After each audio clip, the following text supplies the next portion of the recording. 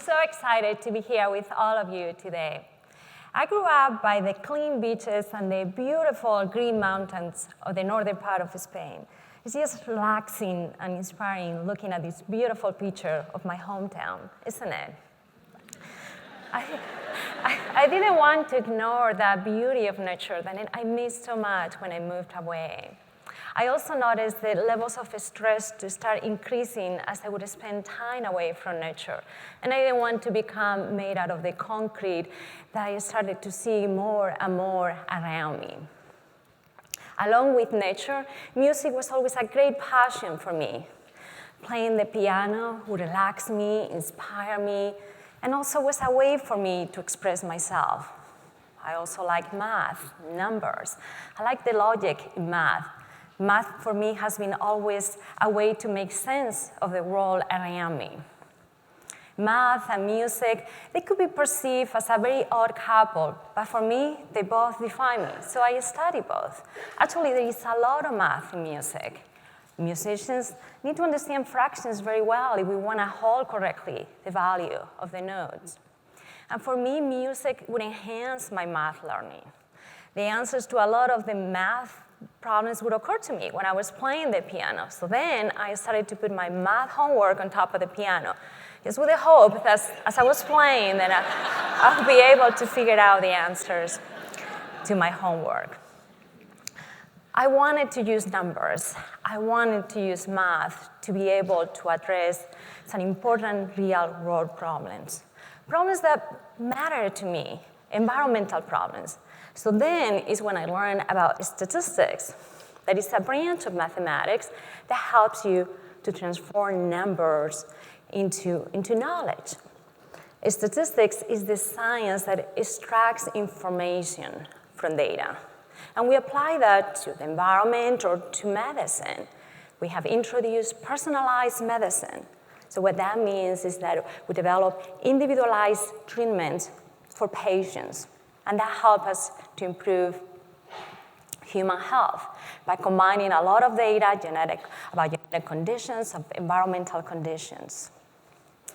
So that's the beauty of statistics. Statistics helps you to use your technical knowledge and skills and apply it to any area that you are interested in. Statisticians, we often say that the great thing about being a statistician is that statisticians can play in everyone's backyard. And I love backyards, in particular the ones that have a lot of green areas and beautiful trees, so I can bring to my children, again, the beauty of nature. But then soon enough, I learned some of the challenges that women in science often face, and I was determined to overcome them. For my daughter, I have always wanted to be a good role model for her. I was told I couldn't lead scientists because the important conversations, the important decisions at the universities, they happen in the men's bathroom. Well, I led scientists, and now at VCU, where I'm very proud to be, I lead the humanities and the sciences, and I never, not even once, had to use the men's bathroom.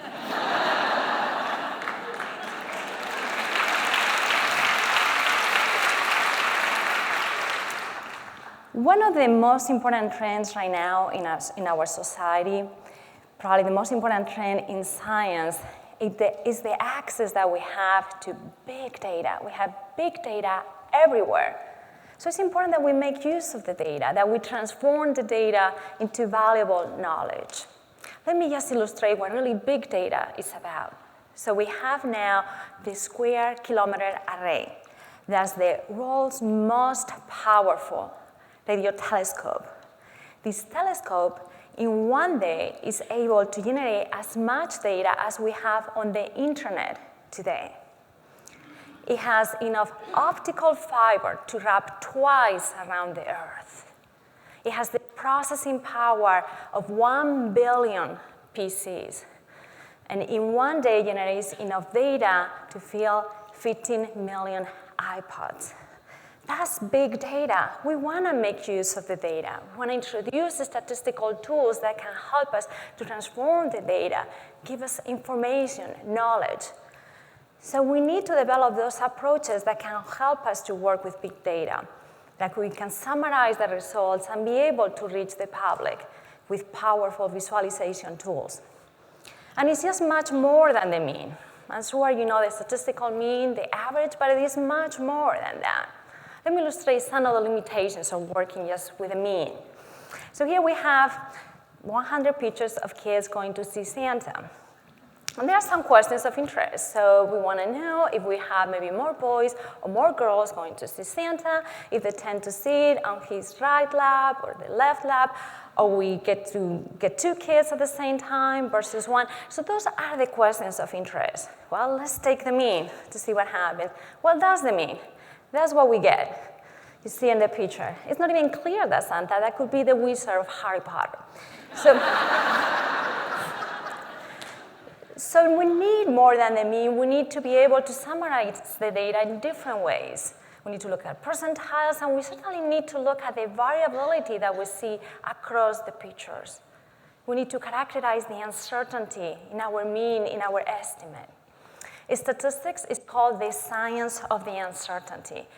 When we provide a prediction, a forecast, a mean, we need to be able to characterize the uncertainty that we have about that estimation.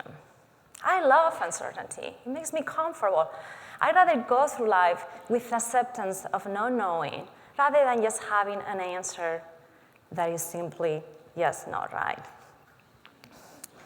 In my research, what I do, I introduce statistical methods, statistical tools that can help us to address some of the most relevant environmental problems.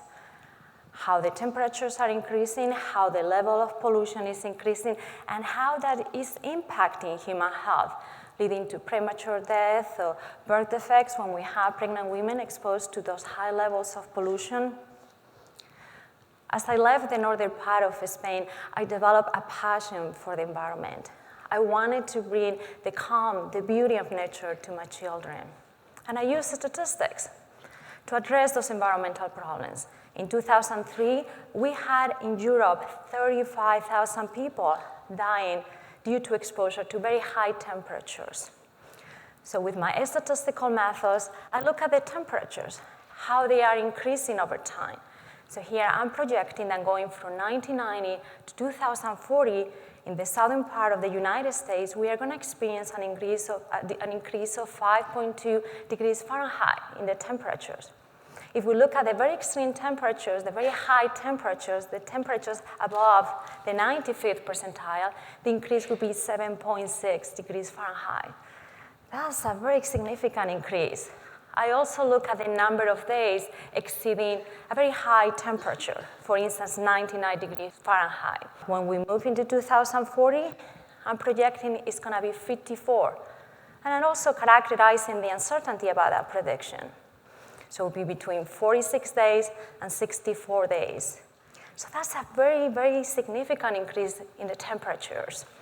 The increase in the temperatures is also going to be linked to increase in air pollution, because the air pollutants, for the most part, are very sensitive to the temperature values, in particular the ozone.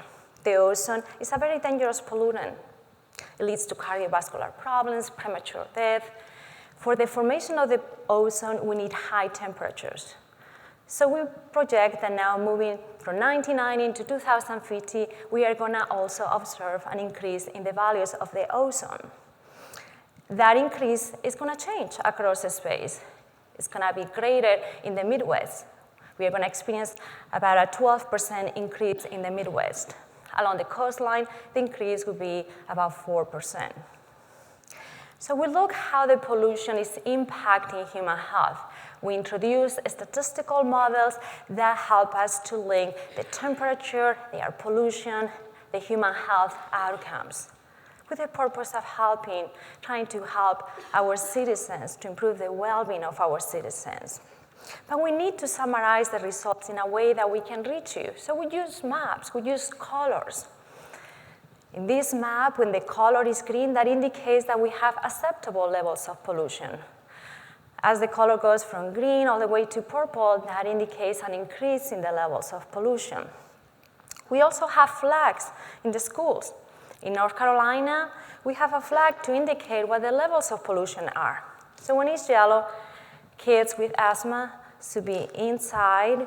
When it becomes orange, we keep all the children indoors during recess to avoid exposure to very high levels of pollution that could lead to respiratory, cardiovascular problems, or asthma. But with such a great demand for statistics and a small supply of statisticians, it's just such a great time to be a statistician. Actually, statistics was named the sexiest job of this decade.